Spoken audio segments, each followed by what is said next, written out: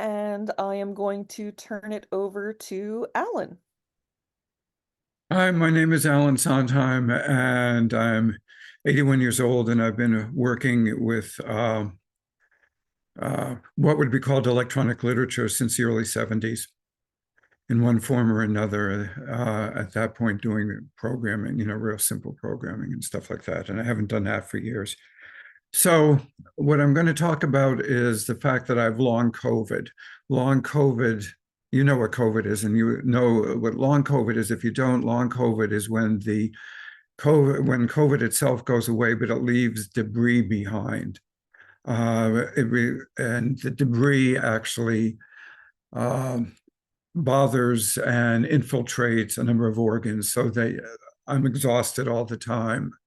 I may get cured of this. I may not get cured of this. There are people where this goes along, it goes along forever. So naturally, I saw this as an opportunity to work. And so one of the first things I started doing was typing with my eyes closed, because I felt if I typed with my eyes closed, this sounds really 1960s, but I would get in closer touch with my body, which I kind of wanted to do and just focus on the writing. I'm a touch typist, so I don't actually have to think about where my hands are. They're just automatic and they're very fast, so I can type at a fairly high speed. So I've been writing, and then this has branched out into working with programs. I notice this is bouncing because I'm on a small desk here. I'm just leaning into it. So this then has branched out into working with other programs that I've written, that I've used in virtual worlds and things like that. So I'll read you some of this, and there's a book coming out of it. The first thing I did, I think, was this: typing eyes closed. I try to convey what this form of COVID feels like: everything in slow motion, odd sleep, odd anxiety. Amazingly happy I can continue working. In the background of the video, there's a video with this, is an image of a giftali or siftali, a three-stringed instrument that's Albanian. And then there's stuff about that. And then it goes into it's having to focus, which isn't impossible at all, but behind there's an absolute despair just on the surface penetrating. There's a joy in these long improvisations, a steady pulsation. I write this because everything I read about long COVID talks in fragments, incompletions. The only thing that characterizes it, perhaps like a Marguerite Duras film, is duration. I love Duras, by the way. And it may or may not go away, and treatments are localized, temporary, experimental, problematic. I think of it as the body's exhaustion with itself, as if a deep neutrality with the world settles in. But for me, the energy is there, the creativity, the nervousness, the obsessiveness, the working until I can't any longer, the care with shaping whatever it is I'm working on, et cetera, et cetera, et cetera. Then some of this is dictated, and it goes into ELIT, being mauled, M-A-U-L-E-D. Electronic long haul literature. Your, but in a moment of thought, the wind of it, the rotifer's duration, my breath held, not only in duration, but also in ransomware, and specific dreams hardly known, the Hevsky light of long duration of things slid. Raman, still I wander in and out of my sleep, untoward mixed purity, somnolence, cauterization of debris. Cauterization is a big thing. It feels like all the time that you're living in a sense of debris, which you literally are, because that's what happens to the virus itself. It breaks down. Cauterization of debris, just on the woke side. Thinking, ginging, thought of the length of a horizontal duration, every duration a layer, trip me, trap me, trope me, no longer thought of every a layer a bed, every bed a layer, et cetera, et cetera. So then there's this, because I write these programs and then I write into the programs, come home with me, O programmer, expostulation. I've been neurotic programmed. Here it's in my shoes. Is it my walk? You're withdrawn. My shoes is for one found day. Program your carapace forever. You program your carapace forever. Think this through. You come home with me. Oh, programmer, is it in my walked? Are you coming close to changing variables? To your withdrawn? Are you becoming close to changing variables? Go in schedule. So I had a video call with him and I worked and talked and had an appointment with the doctor today. I didn't want to talk. It's too hot and they're worth storm schedule, thunderstorm 1 through scheduled. So I had a video call with him and I worked and think this, go in, scheduled. So I had a video call with him and I worked and talked and had an appointment with the doctor today. I didn't want to talk. A video call with him, scheduled. Put my body into the code. I want the load of my body to Wednesday, 24th of March. I want my person and another person between a person on the left and another other people. I'm tired of being inserted between. One is the final realm of long haul, seeps into my person and another despairing long haul. Some of as I said, some of this is coming out in a book. Wednesday, March 27th. Long COVID is ruining me. I can't think straight, can't read these prepositional phrases. Wednesday, March 22nd, 14/24/14, EDT 2024. What did I just write? Who are you? What is writing? Where and when? This is interrupted all the time with timestamps. Nothing to see. My body is debris. My body's turning debris, input and output, debris, legs and arms, bowels and stomachs, necks and toes, elbows and eyes. EDT, eyes and stomachs, stomachs and eyes, heads elsewhere, walking and sleeping, blackout, exhaustion. Who are you? Elementary napping. EDT, breathing hardly at all at this very moment, unawakening, body debris, exhaustion, the ruin, fear of falling, remembering fear, thinking within thought, umbrella thought, roof thought, leaky thought, nothing elsewhere, not here, not here. Then Wednesday, March 27th, nothing from the other, ragged tatters, ruins.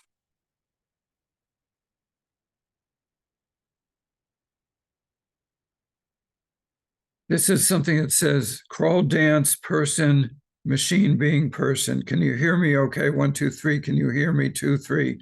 Can you hear me? Can you hear me? Am I here? Yes, yes, I am here.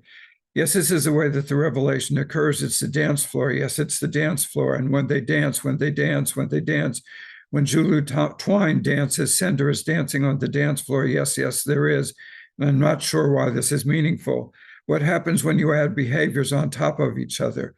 When animations topple animations, something I've done for a long time with humans and human actors and human dancers and with avatars. Now, since I'm isolated and not institutionalized, I can only work by alone, but not lonely. So I have my little avatars. I have my little avatars. I have my little avatars. And I can give them left foot, right foot animations. I can contradict their animations. Their animations are contradictory. So then what you see is what you get with my body convoluted on a new dance, a new regime for machinic people in the future. These will be people who will be part machines. They will have real hair, however, grown biologically, chemically on the head part. The rest of them will be machines, and machines will be dancing machines. They will dance every day, and people will say, Karma, well, lovely hair you have today. They will say, it's lovely to see you dancing so well. They will say, I know you're a machine because no human could ever dance that way. No human could ever move that way. So beautiful, no one can move that way. So beautiful, so beautiful. What happens now, I don't know. Typing errors on the increase, difficulty, sleeping, brain fog, moments of clarity, exhaustion, all the usual symptoms. Nothing points to a cure. Living with it is both living in the regime of decrease, living with another person. There's no indication that this will end, none at all. Alan Sondheim, 9:45 a.m., April 10th, 2024, and counting. I can leave it at that.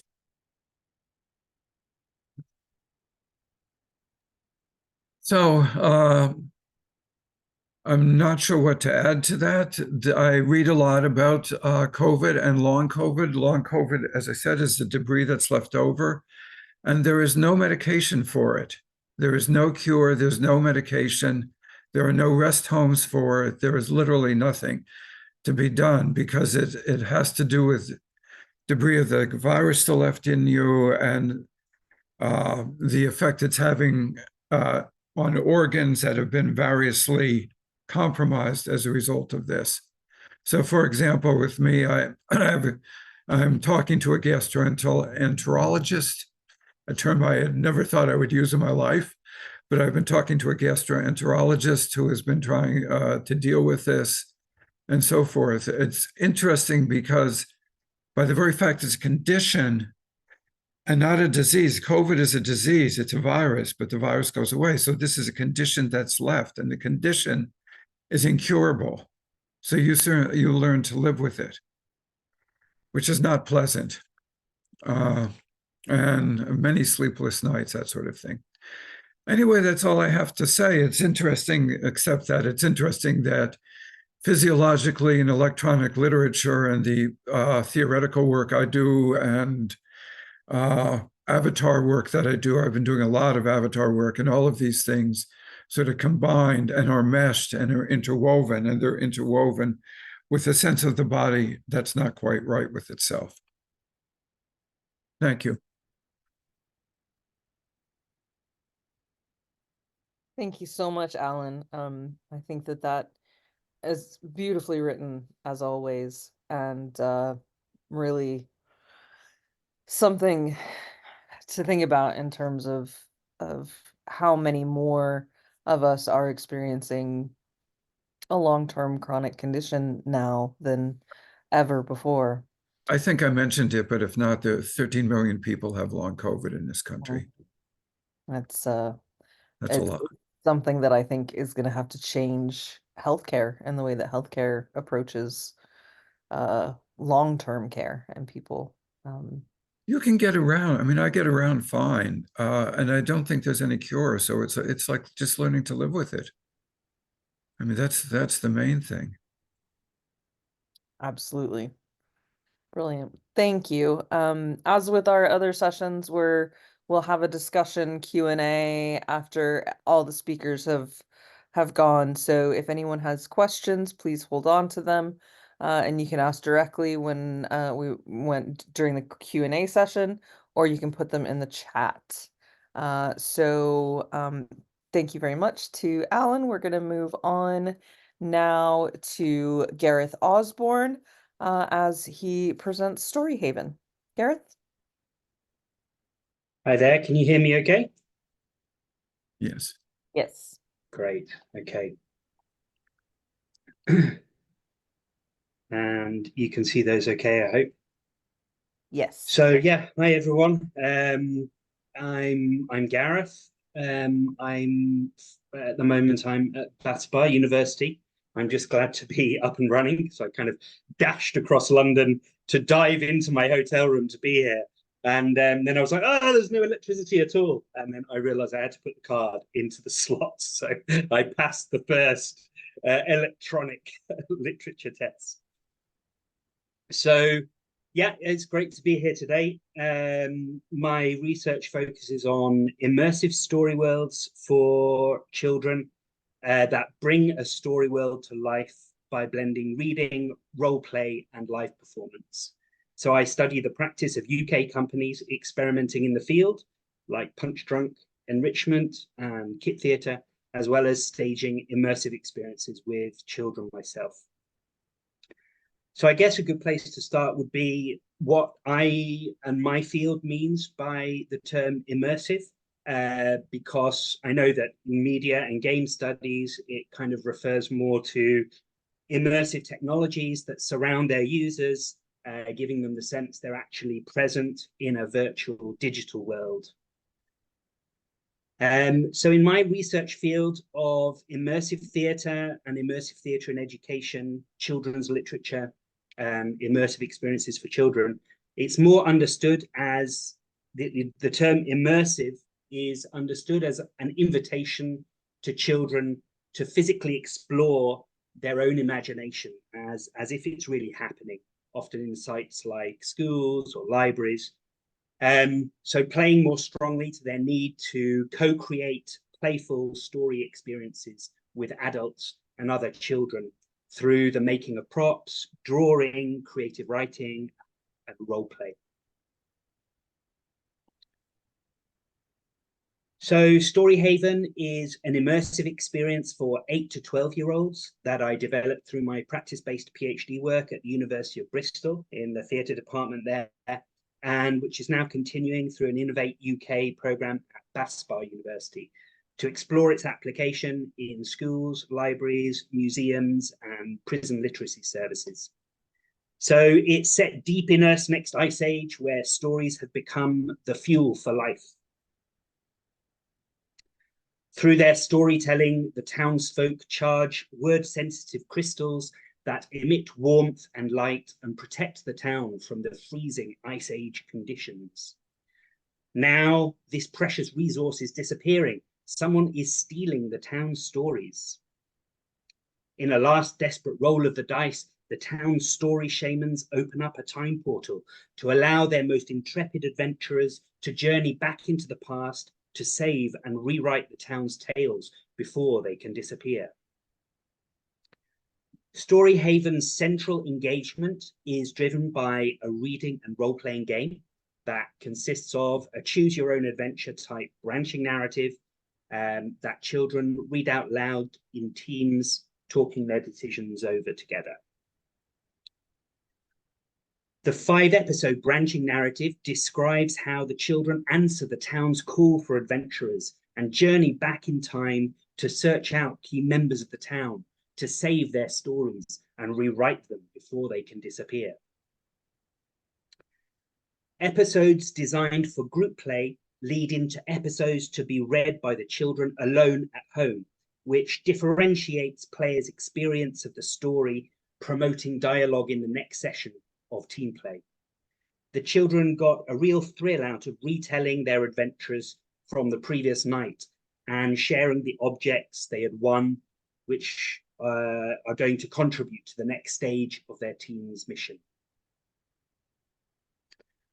The storyline also incorporates 2 sessions of immersive theatre live streamed to the classroom via Zoom. The children perform their stories for an actor playing the story shaman, symbolizing them sending their tales back through the time portal to the imperiled present of the town. This invites the children's playful belief in a character from the narrative really making contact with them during gameplay. The way the storyline had to adapt to lone reading, team play, and live performance had interesting consequences for the structure of the branching narrative. There was a need to keep all the teams to the same plot line, so they had arrived at the same point in the narrative when they came together to enjoy the sessions of live performance with the actor. This allowed the actor to speak to all teams at once about their progress through the story and meant that the children's responses could be understood by everybody, helping the children co-create the experience together. So this screenshot from the Twine editor shows how the branching narrative of the group play episodes created the impression for the children of agential choices while staying on the same general plot line to ensure that they kind of stayed together and that they arrived at similar points for the live performance. Contrastingly, the episodes designed for the children to play alone at home differentiated the children's individual experience of the story to encourage rich face-to-face storytelling in the following sessions of team play. In contrast to the linearity of the group play episodes, the branching narrative of the lone adventuring episodes can be seen to become much more diffuse and wide-ranging, as there's no longer the need to keep all teams together on the same plotline. So our Learning the Storyhaven has demonstrated the flexibility of stories and how digital narratives can be used as a motivating scaffold to enhance group face-to-face experiences and to prime people for meaningful engagement ahead of live performance events. On my Innovate UK journey, I'm currently traveling around Europe, Asia, and the USA, having conversations with industry partners to explore how this adaptability can support child engagement in scenarios as diverse as reading and writing development in schools and libraries, children's engagement with museum and archive collections, and immersive storytelling between children and their incarcerated parents through prison literacy services. Thanks for listening.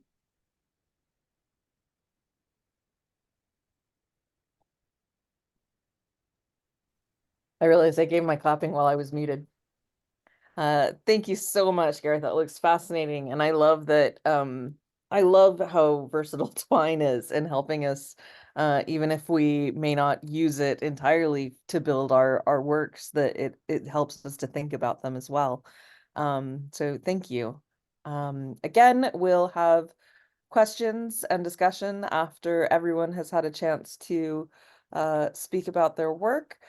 So now we will move to the Decameron Collective and talking about research creation and virtuality with Memory Eternal as a site of memory and mourning.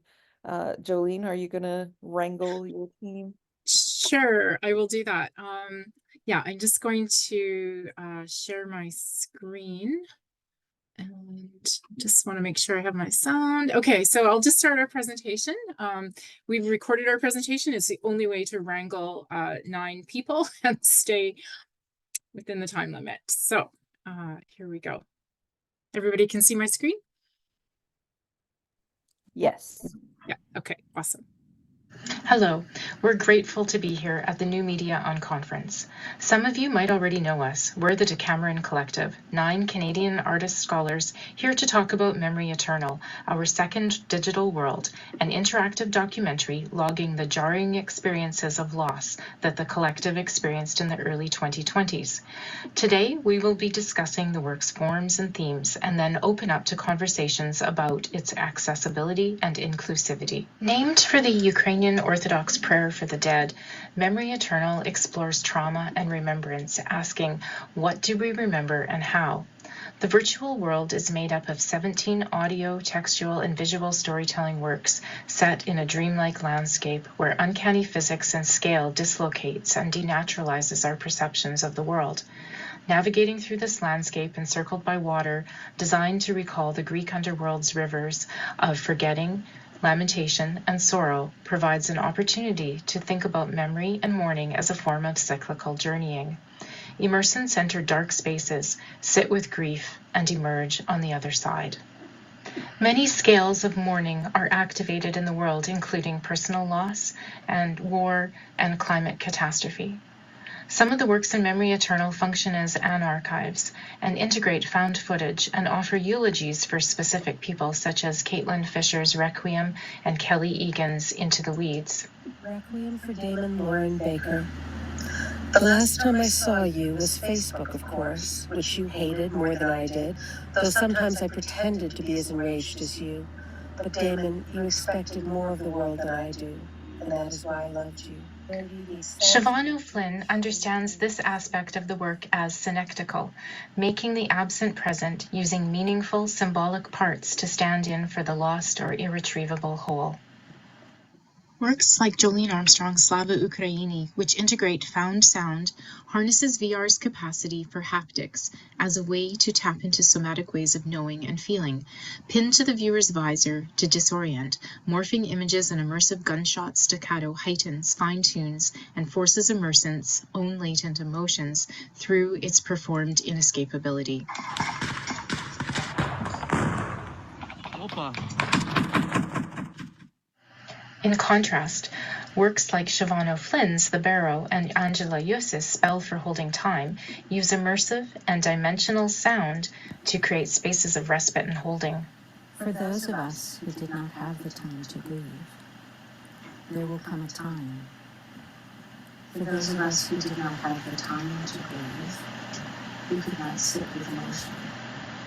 The complexity of Memory Eternal thus rests in the way it holds in balance the various ways that grief and mourning are felt and enacted. It is quiet and noisy, angry and compassionate, grounding and disorienting. It is a world that holds multiple, sometimes opposing experiences. Throughout the world, landscapes allude to Irish rites of spring and other cyclical symbols of return, including seeds, trees, and leaves. As emotionally challenging as Memory Eternal appears to be, it offers a way out of grief and loss too, through these thematic reminders of renewal. The work's inclusivity is bound up with the heterogeneity of the works, their aesthetics, and their intention, approached from within a number of frameworks, including Bakhtin's notions of polyphony and dialogism. Like the Eastern European polyphonic choral arrangements, which inform the name of the piece, wherein the voices each occupy a carefully arranged, complicated harmony that melds into a multi-layered sound, no one voice dominating another, this is a work that is inclusive and allows for a plurality of perspectives.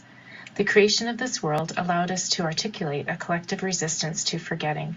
The gesture of the hand activating the works becomes a metaphor for a reaching to and a holding on to each other. But what about accessibility? Claims about VR's accessibility and inclusion are common. Quote, virtual reality can support accessibility and inclusion in a lot of ways, from providing new forms of input to providing tactile feedback, inclusive content, supporting rehabilitation and therapy, providing immersive experience, and breaking down barriers. VR technology can change the way we interact with the world, and it has potential to make the world more inclusive and accessible for people with disabilities. End quote. Dina Larson's invitation is to think about accessibility issues in electronic literature and the varied experiences their creative choices might have based on their readers' sensory and physical abilities, and we wish we had encountered her POUR principle earlier. Our virtual world is perceivable and understandable, maybe robust, but is it operable? On the one hand, the range of works in Memory Eternal and their mediality assures that there's something for everyone, including text-based works and immersive sounds. But VR is expensive and is out of reach for most people, including many members of our own collective. Operating it requires a level of technological know-how, specialized equipment, and sufficient bandwidth. We found in beta testing that many members of our collective weren't even able to see their own work. VR is not for everyone. In fact, as many as 40 to 70% of people who try VR experience motion sickness, with women reporting more incidents of cyber sickness than men. And despite its promising impact as a therapeutic tool, little evidence is available regarding VR side effects experienced by mental health cohorts. If inclusive arts practice is a flexible, creative process that ensures equal access to the arts for all marginalized groups, including people with disabilities, mental health issues, and who are deaf, as audiences, artists, and participants, then VR is probably not the media. Although some research and researchers argue that it shows promise for some otherwise marginalized groups. Some final thoughts. Memory Eternal is not as accessible and inclusive as we'd like. Some of the things we have considered and are doing to rectify that include adding the works individually in web-based apps such as Omeka or an iDocs app, extracting works from the world to show in other mediums like film festivals, installations, print, and chapbooks, and all involve critical changes to the original conception of the works in the VR world and mean dismantling the world as a whole and altering the scale, perhaps resulting in an entirely new work. We'd love to hear your thoughts. Thank you.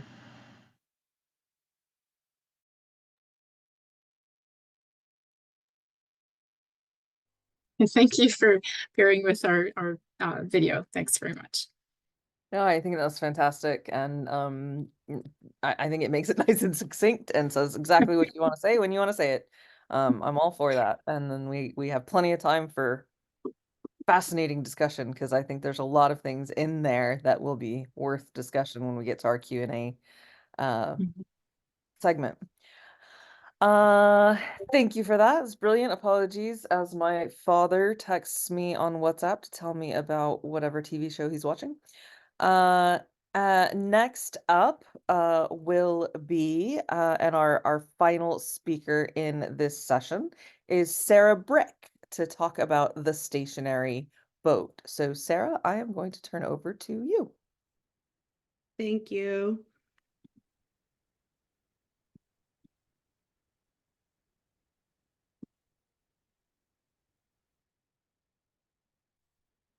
All right.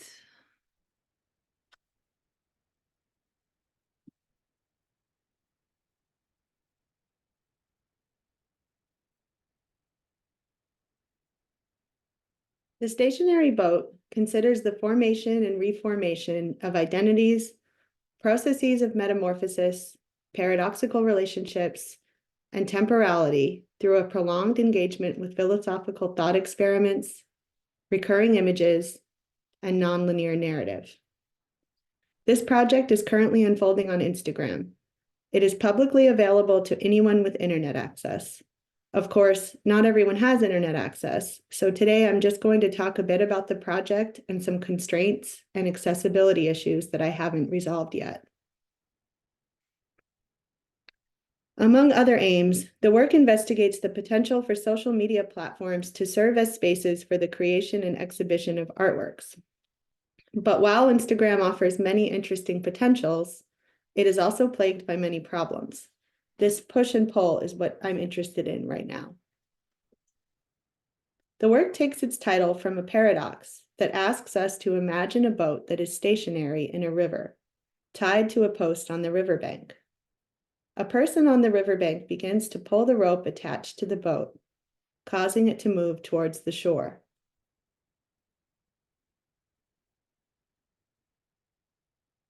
Now, at the same time, another person on the boat pulls a rope attached to the riverbank, causing it to move away from the shore.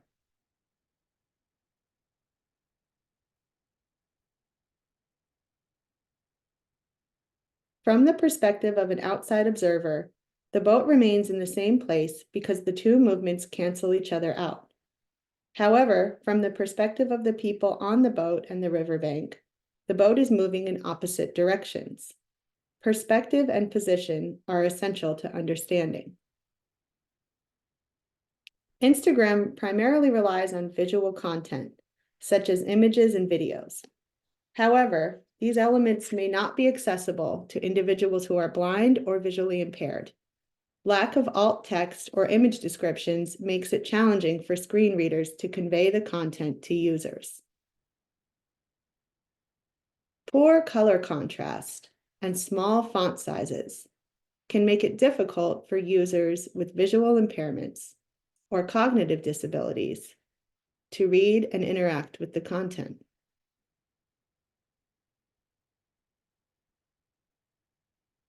Instagram's interface may pose navigation difficulties for users who rely on keyboard navigation or assistive technologies. Inconsistent navigation structures or inaccessible buttons can hinder users from accessing various features and functionalities of the platform. Text-to-speech is only available in a small number of languages, limiting its accessibility to users. Since the project makes use of a visual language as well, it may still retain interest, but for a work of electronic literature to be unreadable is discouraging. Instagram's compatibility with assistive technologies, such as screen readers or voice recognition software, varies across different devices and platforms. Inconsistent support for these technologies can impede users' ability to fully engage with the platform.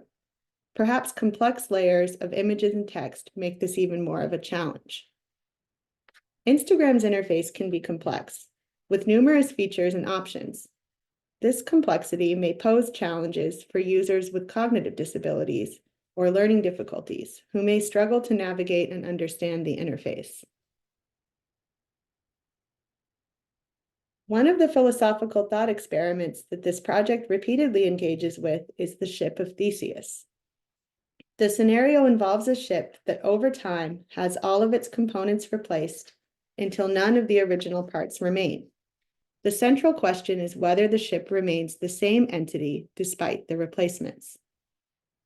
The paradox arises when considering whether the ship, which now consists entirely of new parts, is still the same ship as the original one.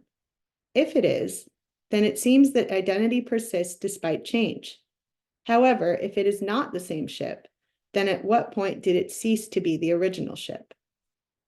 The paradox raises deeper philosophical questions about the nature of identity, continuity, and the relationship between objects and their parts. It has implications not only for objects like ships, but also for other complex systems subject to change over time, such as Instagram itself. Alt text can be added when images are posted. It is an option for users at the bottom of the screen under Advanced Settings. Tapping on this option reveals a field for adding alt text. This can also be done retroactively by editing past posts. Because the project is also a work of narrative, I'm not sure whether adding the alt text is a decision that I want to make.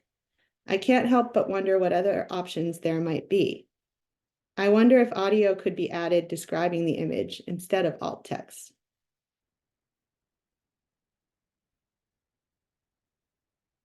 The Ship of Theseus and the Stationary Boat Paradox are both philosophical thought experiments that challenge our understanding of identity and change over time. In the case of the Ship of Theseus, the question is whether an object's identity can persist even as its parts change. In the stationary boat paradox, the question is whether an object can be considered to be at rest if it is moving in opposite directions.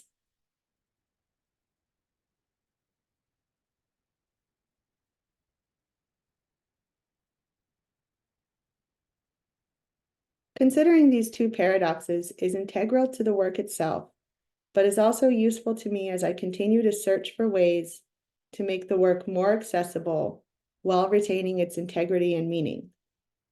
I don't have an answer yet. I'm still thinking about these questions.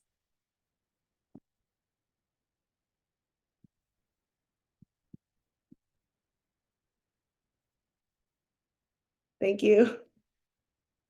Thank you so much, Sarah. I think that's it's a beautiful project and fascinating. So thank you for sharing. I am going to open the floor now for questions and comments and provocations and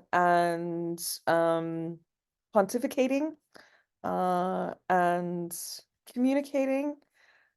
So let me open that up. I'm just looking at the chat. Oh, I'm going to stop the recording before we go to the discussions. There we go.